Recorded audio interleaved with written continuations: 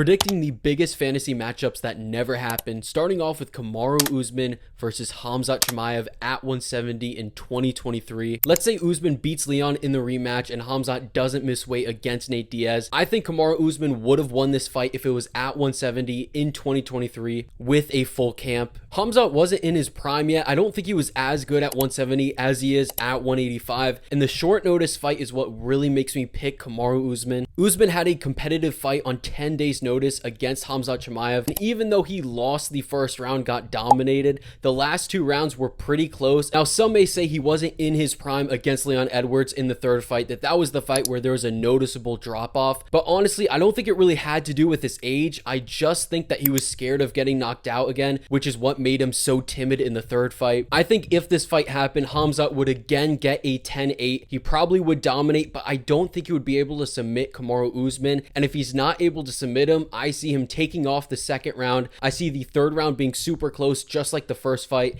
and he's very tough, and I think his cardio is somewhat underrated, and I do think the fourth and fifth round he wouldn't get finished, but he would lose both of those rounds pretty clear, and I think it would all come down to the third round, except this time with Kamaru Usman at 170, full camp, has better cardio, can push the pace. I think he would win a close round 3, and I think it would be a majority decision for Kamaru Usman. Next up, Tony Ferguson versus Khabib. We're assuming this would take place April 2018. I know these guys were supposed to fight each other so many times, but 2018 I feel like is when both of these guys were the closest to their primes. I think in 2020 when it was supposed to happen, Tony Ferguson wasn't as good as he used to be, and I do think Tony could give Khabib problems, but not in the way that some people think. I don't think that he's going to stuff the takedowns early and then KO him on the feet. I think what would happen is Tony would kind of welcome it to the ground. He would get taken down pretty early, but Tony is pretty good off of his back. He's good at not getting submitted. He has good elbows from his back. He probably would throw up submissions, though I don't think he would get any of them. And while he may have success here, it's very hard to win a fight when you're mainly on your back. I think towards the later rounds, Khabib would start to stand up. He wouldn't want to use as much energy, and Tony has unreal cardio. I do think he wouldn't get finished, and I do think he could win one of the later rounds. I would pick Khabib though, by like a 48-46 decision where he gets a 10-8 round early on. He starts to kind of dominate, but Tony Ferguson kind of has a moral victory. I didn't get finished in the fight, and he won the fifth round, kind of like Nate Diaz, where he says, well, if there was no time limit, I would have beat him, where he kind of has a moral victory in that sense, but overall he loses a decision. Next up, Francis Ngannou versus Jon Jones. We're assuming this takes place March 2023 instead of the Ciryl Gane fight. We're assuming that Francis Ngannou is healthy, his knee has recovered from the Ciryl Gane fight. This one is much tougher to call, I feel like, than the first two. This is really 50-50. I feel like in 2023 they both weren't in their physical prime. While he was great at light heavyweight, in 2023 I think he was 36, 37, where he clearly wasn't as good of a striker as he used to be. He wasn't as fast, and Francis Ngannou does have better takedown defense, submission defense than Ciryl Gane. I think Jon Jones can take him down, and I do think it's possible he submits him, but I don't think it goes like the Gane fight. I don't think he gets a first round submission or anything like that. And why I would pick Francis Ngannou to KO Jon Jones, even though it is super close, I think on the feet he's constantly in danger, and his footwork isn't as good at heavyweight. He's very slow, and I just feel like it's only a matter of time when he gets knocked out. I think Jon Jones maybe wins the first round from control time,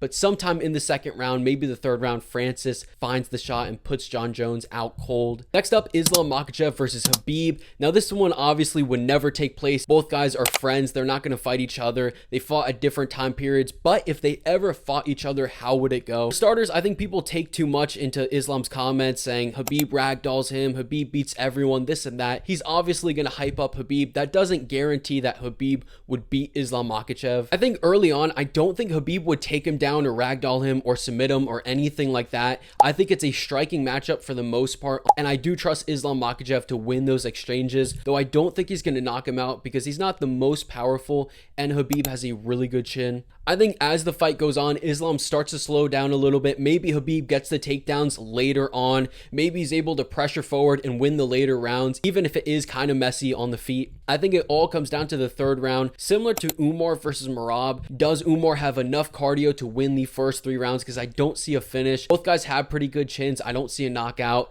I don't see a ground and pound TKO or anything like that. And both have great submission ability, but they both have great submission defense. I don't think either guy is getting submitted. And In this case, I do think Islam would have good enough cardio to beat Khabib in the third round. Very close fight, but I would pick him by like a 48-47 decision, razor close. Next up, GSP versus Anderson Silva, one of the biggest fights that never happened. This was like the 2010s Volkanovski versus Islam Makhachev. Two all-time greats, and in my opinion, at 185, which is where this fight would have took place, I think GSP would have won this fight. I don't think Silva would have been able to stuff the takedowns. He had a little bit of a problem with takedown defense and getting control. We saw that in the Chael Sonnen fight in the first fight, and even in the second fight in the early rounds. We saw this against Chris Weidman as well. I know these guys are great grapplers. They are not at the level of GSP. And I think early on, especially, GSP is going to take him down. He's going to control him. I see it being kind of boring, honestly. I see him kind of dominating. And I think he would win the first 3, maybe 4 rounds super clear, but I think he would get a little bit tired because I don't think his gas tank was as good at 185. We saw that in the Bisping fight. He slowed down a little bit towards the end, even though he did get the finish. And I think Anderson Silva is good at having Hail Mary finishes, coming back in the later rounds. In the 5th round, he starts to stuff the takedowns. GSP is tired from all the grappling, and Silva maybe gets close to finishing him, hurting him, something like that. Has an exciting round 5. But I do think GSP would win like a 49-46 decision. GSP versus Kamaru Usman at 170, the 2 greatest welterweights of all time. We're assuming this is prime Usman 2021. I do think Usman has a very good shot at winning this fight. If we look at the Johnny Hendricks fight, Hendricks is a guy who had a physicality advantage. He was on steroids, good takedown defense, and pretty powerful. That is just like Kamaru Usman. And I don't think GSP would be able to take him down. I don't think either guy is really going to get the takedown. I think it's going to be a striking matchup, and I think it's going to be super close. If there is a finish, it's probably going to be from Kamaru Usman on the feet. GSP would have the better output, but I think Kamaru Usman would be doing more damage on the feet. Now, the Covington fight worries me a little bit because both of those were super close on the feet, and GSP is a better striker than Colby Covington. So because of that, I would lean GSP by like a 48-47 decision. Next up, Ilia Topuria versus Conor McGregor. I would go with Ilia Topuria by like a 2nd round TKO. Conor McGregor obviously was very good, and he does have the ability to knock out Ilia Topuria, which is how I think you have to beat him. If it's on the feet, you're not going to outpoint Ilia for 5 rounds. You're eventually going to get caught. You have to hurt him, and in all likelihood, you have to knock him out. But Conor McGregor got hit a lot, and Ilia Topuria has a very good chin, and I do think Ilia has the power advantage over McGregor, where I think he would mix in the grappling early on, control him for a little bit of the first round, kind of wear him out, and after the first round, especially if there's grappling, he's going to get tired, and I don't think that he would be able to knock out Ilia. I know people will say the Chad Mendes fight, oh, it's a similar fight, but